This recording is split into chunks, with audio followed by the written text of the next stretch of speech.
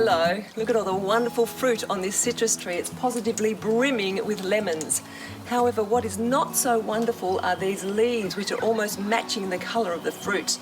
This is a sure sign of an iron deficiency called chlorosis, and is a really common problem with citrus trees.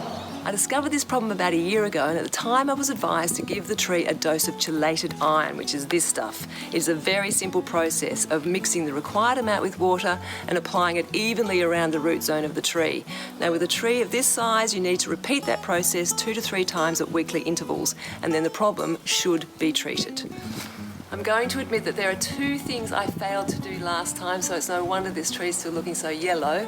Number 1, I only treated the tree once rather than 3 times. And number 2, there are a couple of plants down here which are competing with the roots for nutrients and water. So I need to remove them before I apply the iron chelates next time, and then hopefully we'll see a really big difference when new leaves appear. So if your citrus tree is looking a little bit yellow like mine and it's well watered and well fertilised, it could do with a dose of iron chelates. In fact, it says here that it's good for lawns, vegetables, fruits, flowers, roses and shrubs. A product well worth having. Thanks for watching. I'll see you next time. Bye.